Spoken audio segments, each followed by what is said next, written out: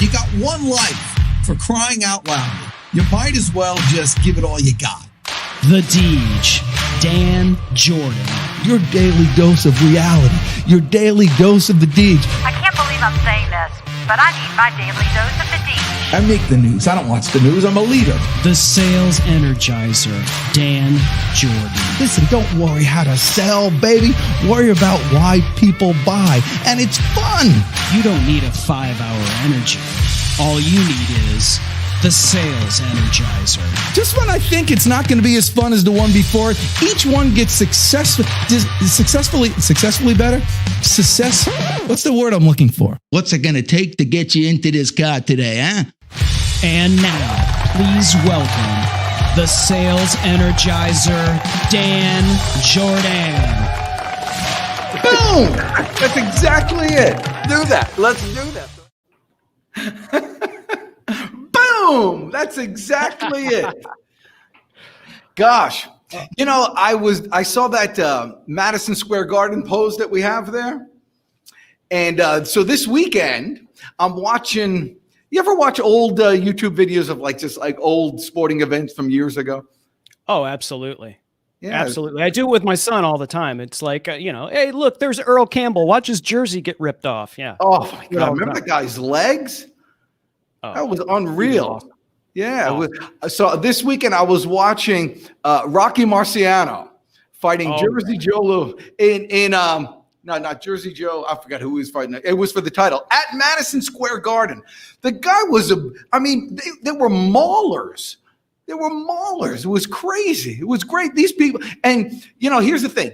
During the fight, animals, total, real, almost like Rocky Marciano was almost like a bare knuckle fighter. He was just like that type of era, type of person. But after the fight, best friends. Paid for, other people's, like funerals, did the whole thing. Best Mutual friend. Respect. Mutual respect. But when you're in the game, baby, you gotta. It's life or death. It's like the sales world. It's like the sales. It's the same thing. You could love your customers and all that stuff, but I've said it before. It's a lot easier to make a friend out of a customer than it is to make a customer out of a friend. And speaking of friends, Doug Lehman's tuned in. He's tuned in because the Sales Hunter's coming up. But, that's right. Jersey Joe Wolcott. So chime in with your favorite boxer right now. Mine was the Hitman. I grew up in the Detroit area, so Thomas Hitman Hearns. Oh yes, yeah. Sir. It was One great. Day Sugar my Ray dad was came home. Sugar Ray was amazing. One day my dad came home with Thomas Hearns' autograph. Really? And he saw him in a restaurant, and he said, "My son is the biggest fan of yours. Would you please?" And he goes, "It's not me. It's really for my son." And he brought home that autograph, and it was on like the back of a business card or something like that. It was amazing. But yeah, Thomas Hitman Hearns. You just gave me goosebumps. But those guys, Sugar Ray Leonard, Tommy Hearns, Marvin Hagler, Roberto Duran, that was like, I don't know if it was just because that's when we were growing up, but I thought that was a good era. Oh, yeah. That's when boxing, I think, was at its peak. For me anyway. Now it's I don't know. It's kind of all over the place. But I don't know. If you want to have fun, though, watch a Muhammad Ali, George Foreman fight. Watch the whole thing. They have it. It's just amazing. So, and you could hear him almost talking. You could hear Muhammad talking to Foreman during the fight. Oh, yeah. Come on, George. Oh, yeah. Come on, George. That was fun. Lots of fun. All right. Doug Lehman is in the house. But listen, I have been for, this is like the third week of the year, right? I have been all year waiting for this moment. Sometimes you see guys that have been in the business a long time and have just, kind of always been there. They're always at the top, and you always see them and like almost untouchable. And so one day I just, got the courage up and I reached out to him, and turns out nicest guy on the planet. And he agreed to hang out with the Deej and Chris Stone on Dan Jordan Live. So let's bring him up because we all got a lot to learn from this guy. Yeah, this is unbediegeable, as you would say, Dan. But would you please welcome to Dan Jordan Live the sales hunter, Mr. Mark Hunter. Entering the arena at a 205 pounds, 6'4", Mark the Sales Hunter. Dang. I mean, that was so good. It was almost like it was planned. Did you write that down? No, hey, look, I don't do anything in my life planned, okay? No. Hey, great. Thank you for having me on the show. We're going to go over the top. Now, I could do my Muhammad Ali impersonation. Well, you know what? All the fans you're going to have to work for it. You're going to have to work for it. So, yeah, we got to earn it. That was it. Who was your boxer? Who was your guy? You know what? I was not really into boxing. I mean, hey, where are you from? Guys, I mean, truth. I mean, I was not really into boxing. Where are you from? I grew up in Seattle.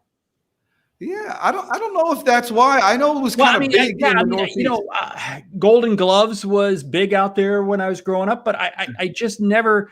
I was a basketball kid. I was an NBA kid.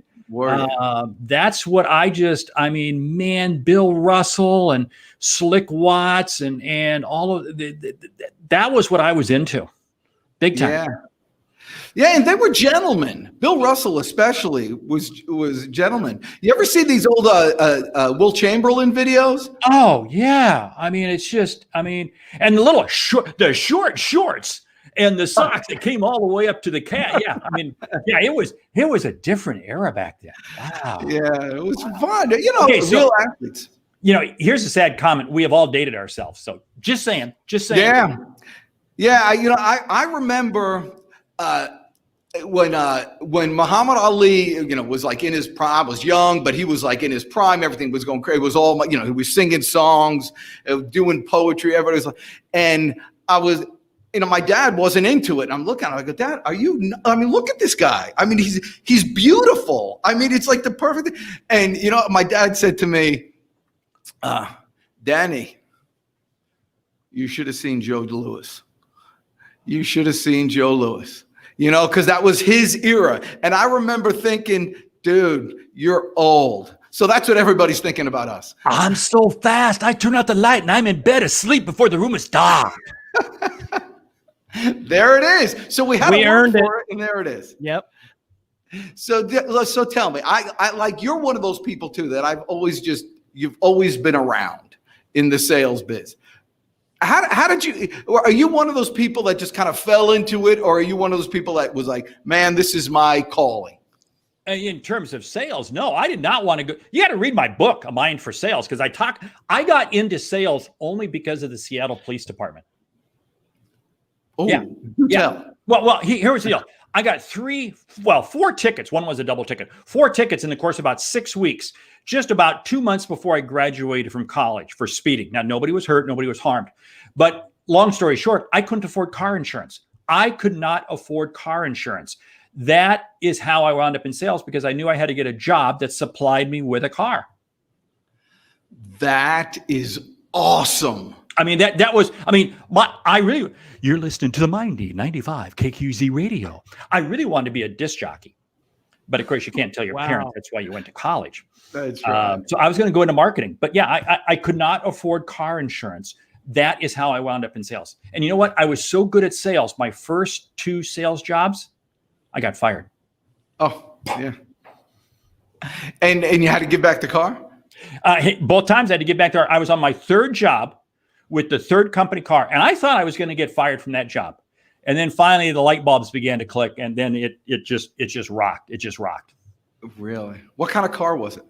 It was, I think they were, the first one was a white Buick or Pontiac. I can't remember. Yeah, they used to do the Skylark. That was their big car. No. These were, hey. I didn't go work for no schlocky companies. I think, boy, you are really dating yourself. You can remember Skylark. Yeah, wow. The Buick Skylark. Like powder blue. Everybody got the powder blue. Man, with a Landau vinyl top. Yeah, that's right. Rich Corinthian leather. Yes. That's funny, but so now jobs don't necessarily give cars so much anymore. No, that was the whole thing. I mean, I would have been toast if this had happened today. But back then, you could go to work and they would supply you with a car because I was an outside salesperson. Mm-hmm. And the light bulb. Here's where the light bulb finally clicked. You see, initially, I was viewing sales as if you, the customer, were like bowling pins. And my job was just to knock you down as fast as you can, get your money, and move on to the next customer. And it wasn't until I was on my third job that I got sat down and long story short, again, began to realize that sales is about creating a relationship. Sales is about understanding the customer's needs. And when you begin to understand the customer's needs, then you can serve them better. That's when the transition really was made. So I got to ask you, because this is always interesting to me. Who sat you down? It was my boss, Bob Stone. I still remember the guy's name, Bob Stone. Bob Stone sat me down. And this was in Tigard, Oregon, just outside of Portland. I still remember the suit. I was wearing a brown plaid polyester suit. This is scary, isn't it? I mean, I still remember it because I thought I was getting fired. No, everybody has these stories. There's like that one little. That's why this is so interesting. So and do you remember what he said to you? Yeah. He asked me because he had gone out. He had worked with me just a couple of days before, and he brought me into his office and he said, "Do you think you're making a difference? Do you think you're making a difference with your customers?" Oh, that's good. And I go, "Yeah." He says, "Do you really think you're?"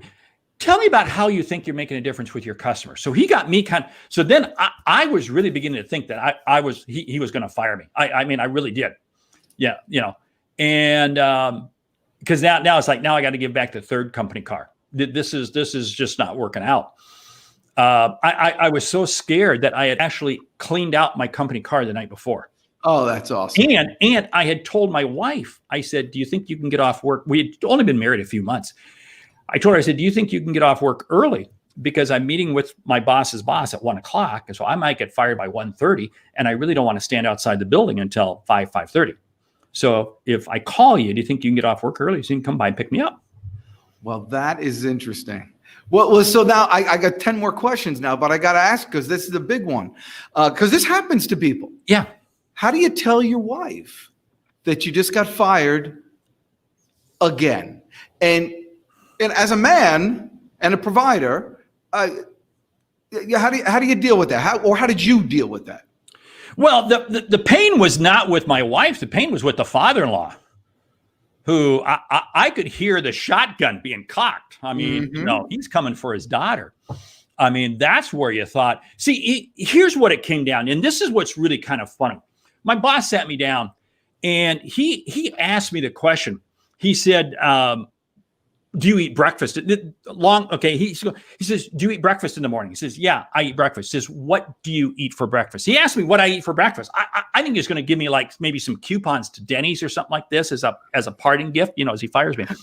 And then he says, "Do you do anything while you eat breakfast?" And I said, "Well, no, I just kind of read the paper, whatever, and kind of wait for my wife to get ready, because I take my wife to work because I wanted her to know that I was kind of broke. And even though we had a second car, I took my wife to work to try to save money and da-da-da-da." And he said, "Here's what I want you to do. I want you tomorrow morning and every day from now on, I want you to have breakfast with a mirror in front of you." Head spin. I said, "Why?" He said, "Because," well, I mean, I didn't say why. There was this pause. He said, "Because you have the most dour face I've ever met." I love this guy. Now, hey, when you're 24 years of age and you hear the word dour, you have no clue what it means, but you know it's not good. Right? See, what he was saying was, "Mark, you're not connecting with your customer. You're not connecting. You're just coming in treating them like bowling pins. You got to take the time to stop and listen and connect and create that relationship with the customer. And when you do that, it's amazing what happens." Yeah, it just happened. So did he stay with you and coach you? Yeah. Well, yeah. I mean, yeah, he wound up becoming a tremendous mentor of mine. And I have tremendous respect for him. But I mean, you talk about one of those, we all have those life change moments and career change moments. This was both of them wrapped up into one. Because I mean, if I had been fired from that third job, something would have happened. Whatever. Something would have happened.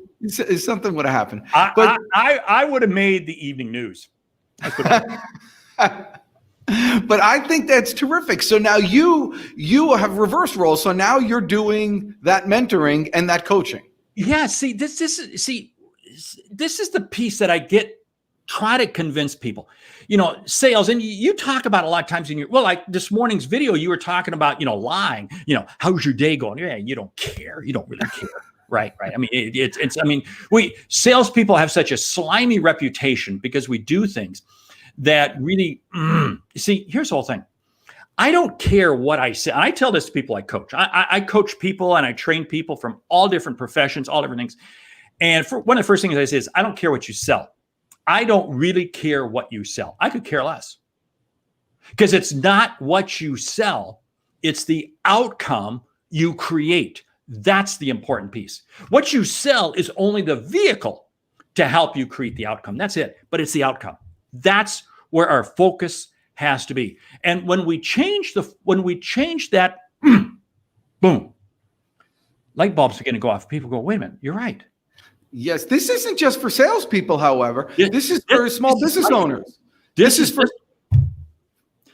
cuts a, see, you've heard me talk about this line, sales is leadership and leadership is sales. Hello.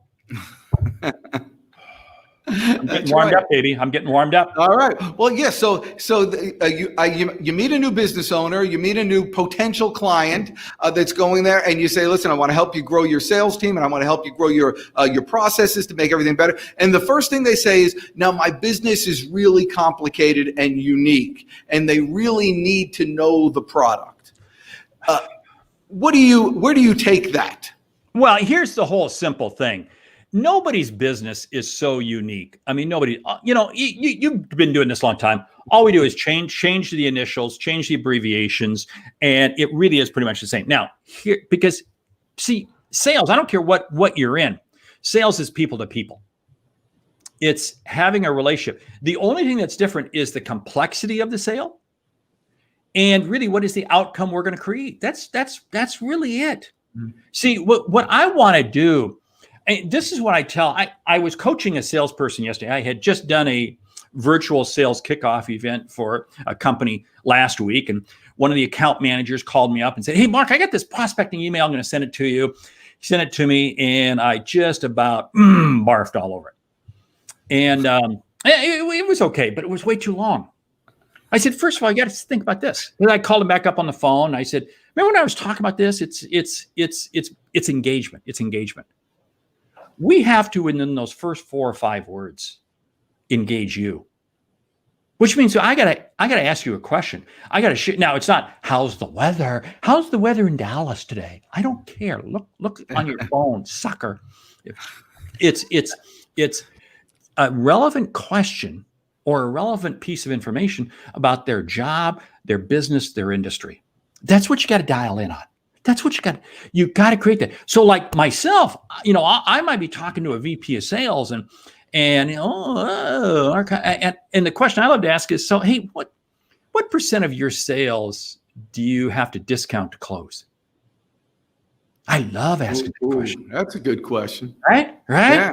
Because then it kind of gets them thinking and and people say, well, that's a closed question. Yeah, but you know what? It's a thinking question because it's like, whoa, yeah. Yes. And you get them thinking, and you don't know because people are in different stages. You say you're calling a sales manager. You kind of expect them to be interested in what you're talking about, interested in growth, interested. But for instance, I had an incident very, very early on. I was in Manhattan selling restaurant supplies to restaurants. I was on this place. My first customer was called Honeysuckles. Honeysuckles was on 72nd Street.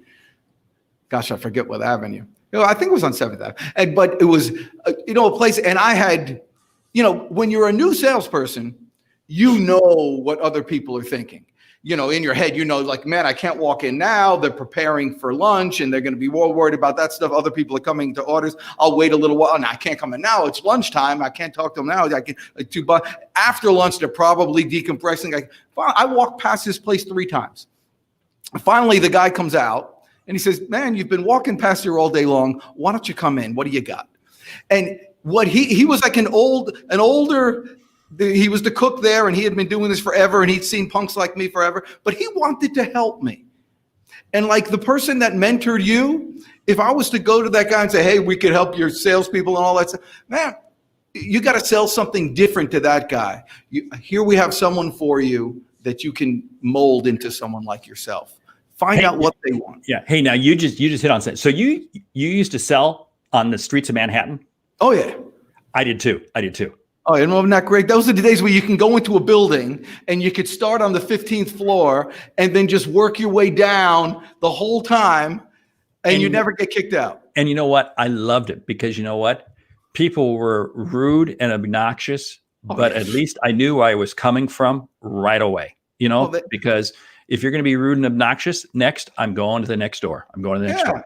And rather than in other parts, because I went to Manhattan, all 5 of the boroughs from Minnesota, where everybody was so nice. Oh, yeah. And Minnesota nice is great. No problem with it. But man, just give me a decision, would you please? Don't sit there. And at least in New York, New Jersey, I mean, they told me pretty quickly in very descriptive terms. Yeah, it wasn't even that. It's not even that they're so mean. They're so indifferent. They just don't care. You can die at their doorstep. You could be late. A customer would walk past and, oh, look at that. Is that a salesman? Oh, look at that. And then just keep on. They couldn't care less. But I enjoyed selling in the tri-state area more than any other area of the country. I thoroughly enjoyed it. Yeah, by the way, it still works on the phone. Yes. It still works. You call people from there, you're in and out in 2 seconds. Yes. And once once I created a relationship with my New York, New Jersey, Connecticut customers, we were brothers. Yeah. We were tight. I mean, you really got tight with them. I mean, I had some wonderful dinners and events. I mean, it's just, but see, here's the whole thing. People create stereotypes. And again, this is the big blocker that too many salespeople have.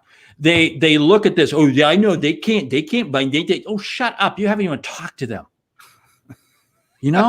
I mean, this is why, the most difficult salesperson we all deal with is our own mind. I mean, right? Yeah. And all day long. And they're beating you down all day long if you let it. Boom. I was talking to a friend of mine last night. I was driving home. It was late, and I get started early. For some reason, I'm just waking up early. What time? This morning, I got out at 3:30, but normally it's 4:30. Hey, dude, I like you because I'm up every morning at 4:30. Yeah, normally and there aren't too many of us like that out there.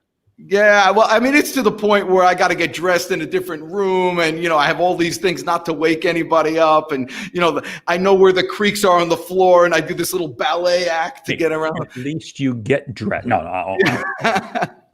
But I was driving home yesterday. It was late, and I'm thinking, man, I got so much energy, and I figured out what it is.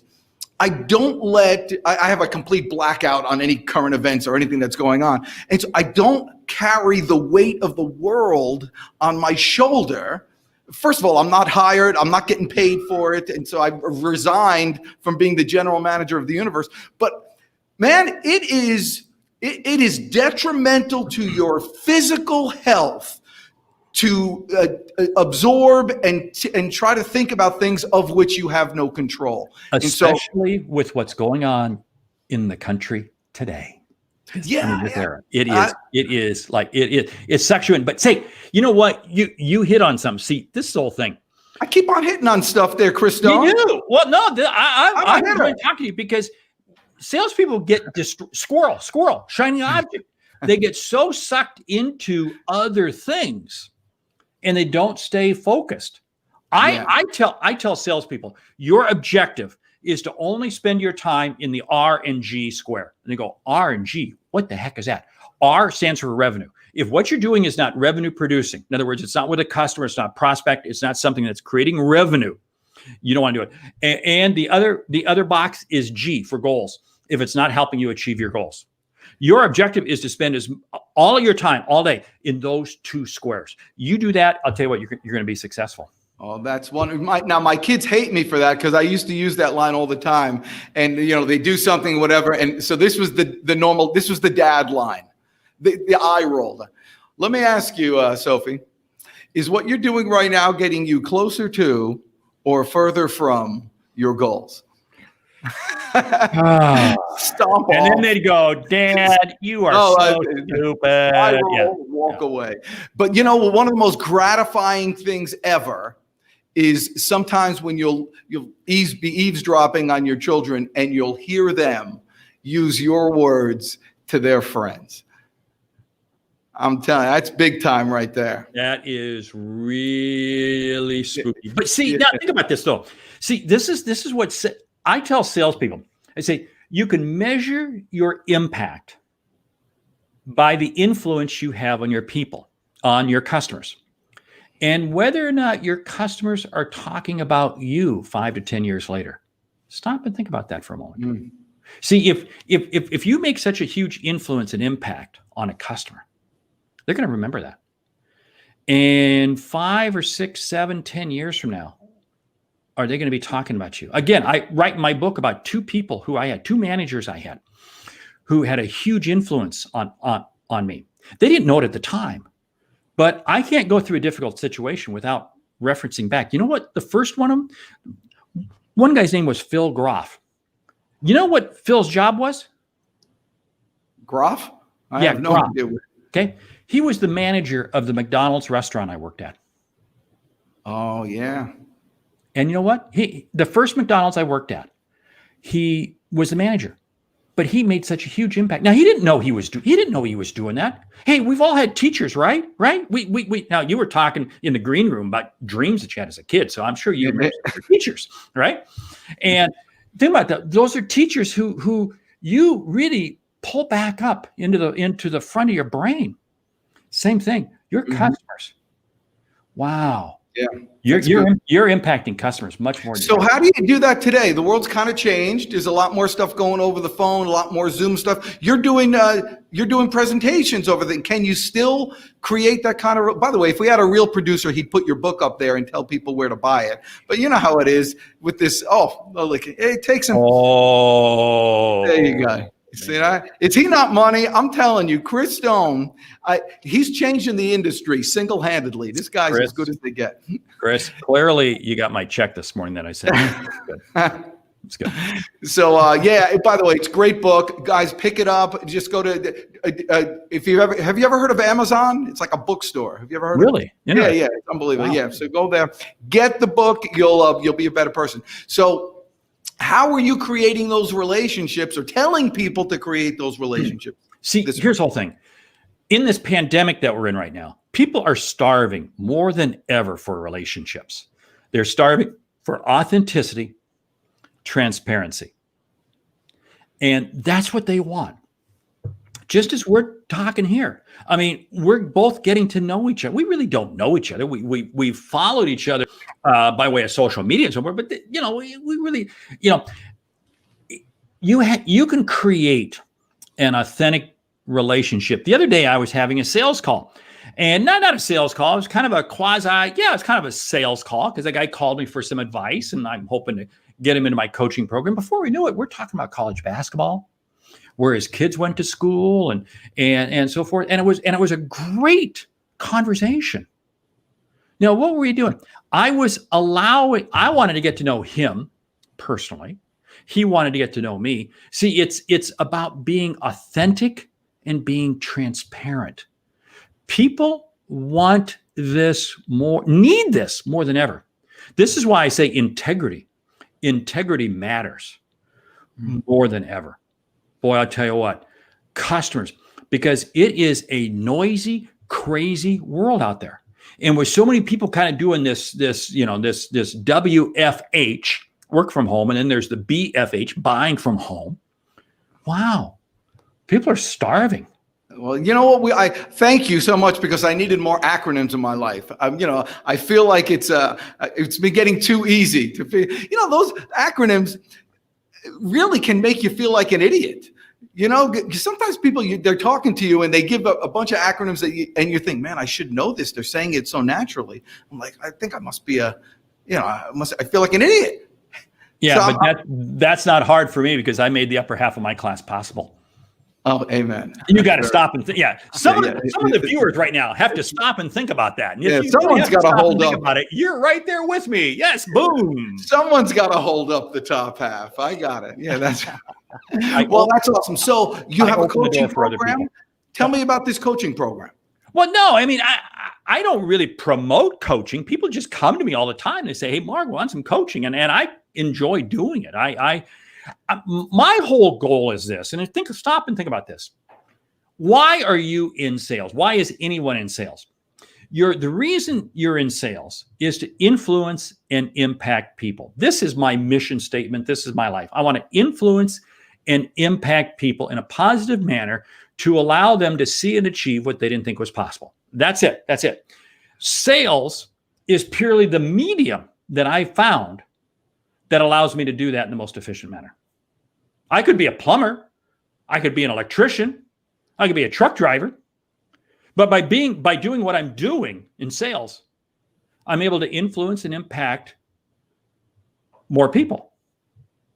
And all those jobs give you a free car too. So you got they do. They give you a free car. Yeah. Now here, back up here for just a second, because people say I'm in sales for the money. No. Money is purely a score. Money is purely a measurement. You know what's very interesting?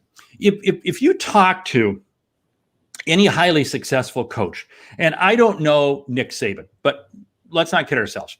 He's won a few national championships. Or Belichick, Patriots, won. What's very interesting is if you're going to ask them if they look at the score, they look at the scoreboard. They really don't. They have metrics. They have certain metrics for offense and defense. That's what they're looking at. That's what they're looking at. And they know that if they do well in those metrics, then the score will probably have them winning. You see, that's the way we have to look at sales. My metric is influencing and impacting people, helping them see and achieve what they didn't think was possible. That's the metric. And if I do that, I know the financial piece will happen. Okay, well, so now we're getting to good stuff. Now you are the sales hunter. Thanks. We've been wasting our time up here. Yeah. Well, okay, now because I'm thinking about dude. Hey, Chris, I'm taking over the show next week. Okay, that's it.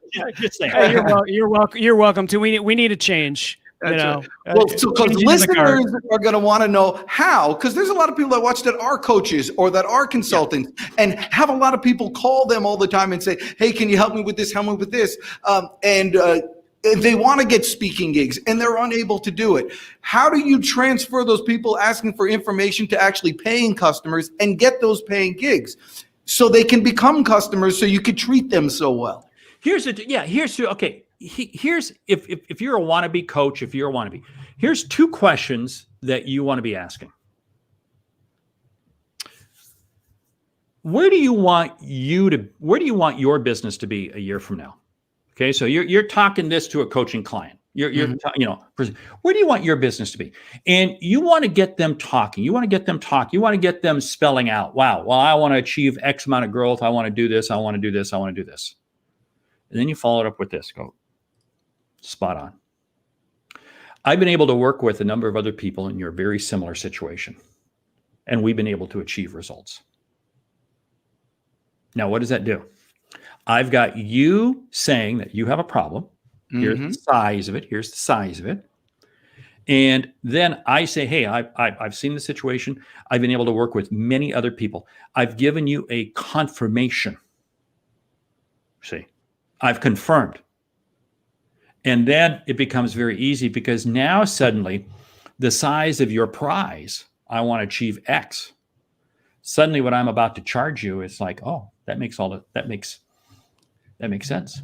So this all circles back. So what happened was not at Now one time I did you just talk gave about up the ability to land 50 more coaching clients in the next couple of days because somebody out, no, it's okay. Yeah. So you didn't see, but you didn't sell was a product. You didn't sell coaching.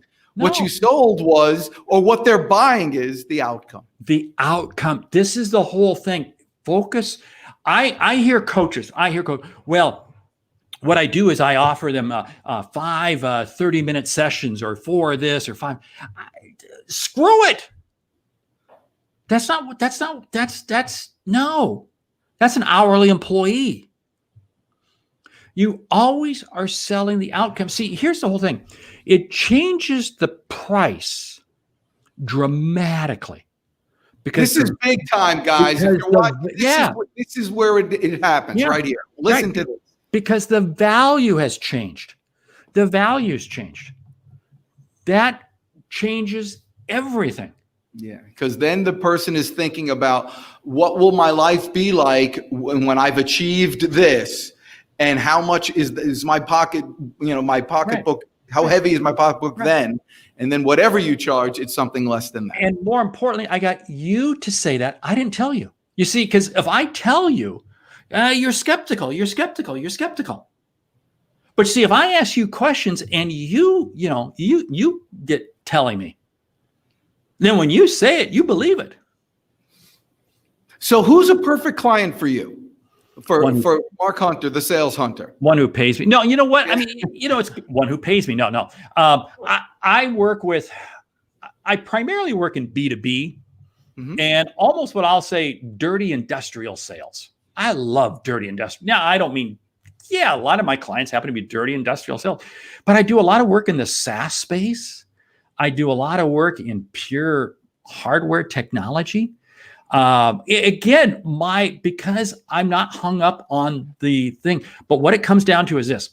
It comes down to the company or the individual says that we need to make a serious change in how we've been doing business, and we have not been successful up to this point. That's the recurring theme. And it might be a sales force of 500 people. It might be a sales manager with 2 people. Because here's what I found. People say, Mark, you do a lot of speaking to Fortune 500 companies and some of the biggest companies in the world. You can go out on my website and sell companies. Why do you do coaching with one-on-one people? I said, because you know what? That keeps me genuine. That keeps me fresh. Because when I'm able to coach individual salespeople, what does that do? That gives me more insights, more knowledge that helps me have more credibility when I'm standing in front of 1,000, 2,000 people. Yeah, and it's got to keep you fresh. I cold call every day. I cold call for an hour every day. Right. And this sales is a muscle, and it has to be exercised. It has to be work. Have you seen these guns? I'm telling you, I'm growing out of these shirts.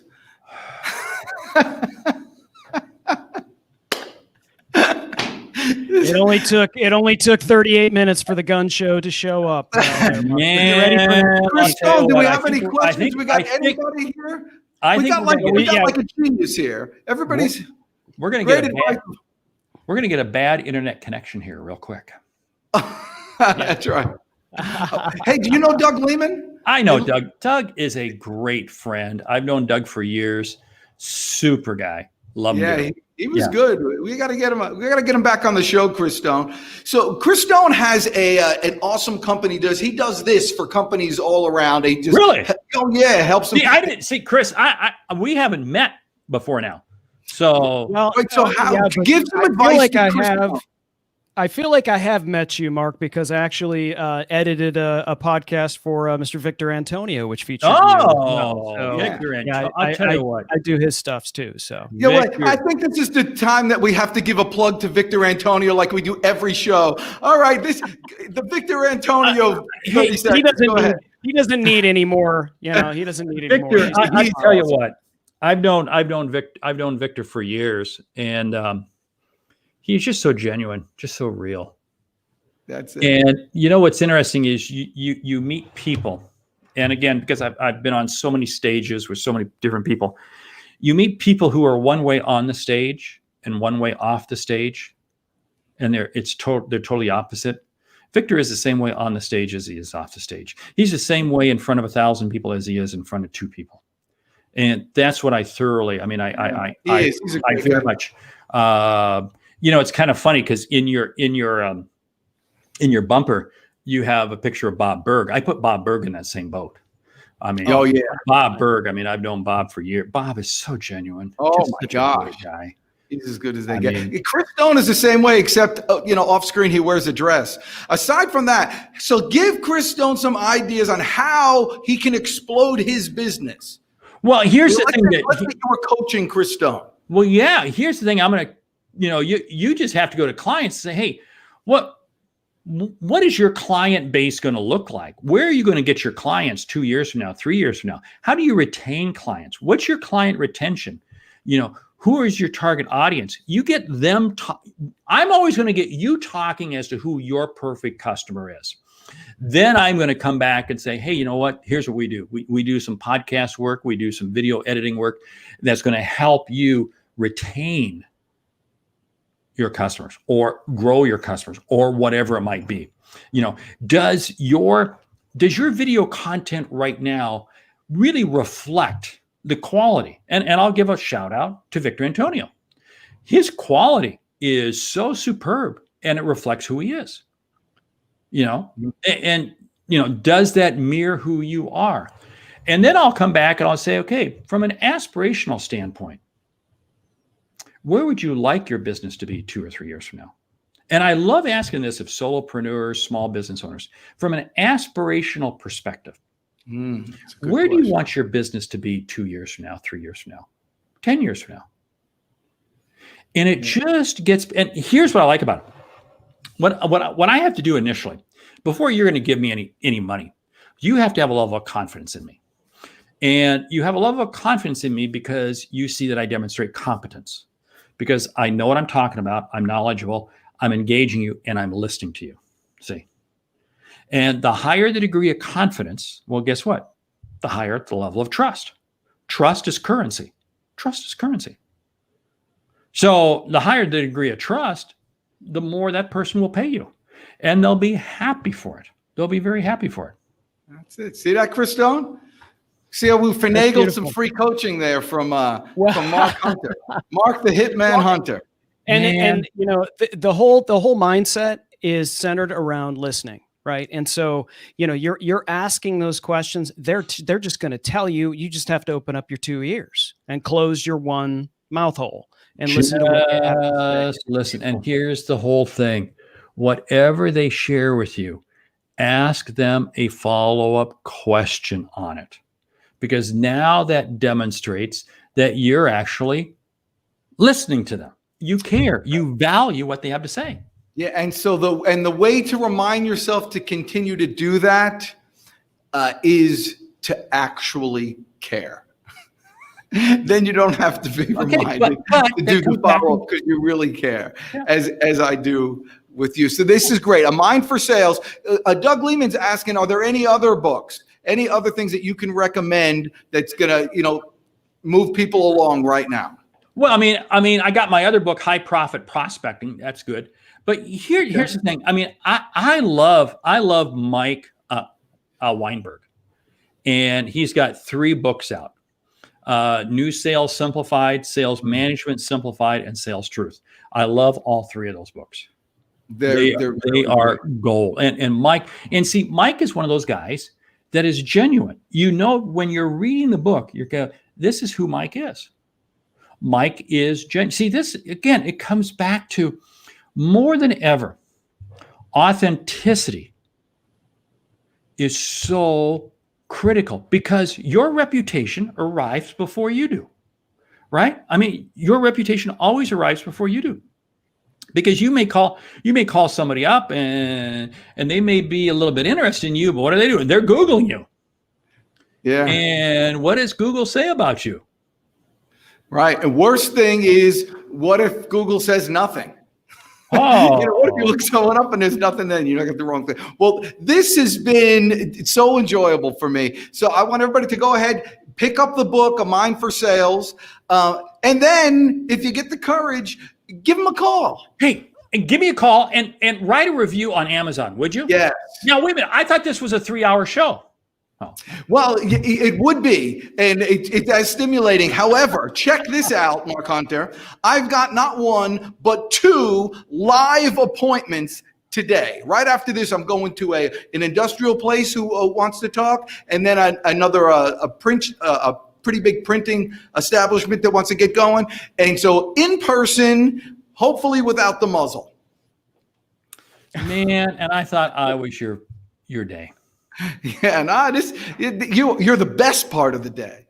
It can only go down from here, Mark. It can only go down. Oh, man. But that's absolutely right. So for everybody watching here, pick up the books, check them out on Amazon, leave a good review. It's very important. And here's the thing. When you leave a review on Amazon, the author sees it. They remember you, and you're gaining goodwill right off the bat if you wanted to do something in the future.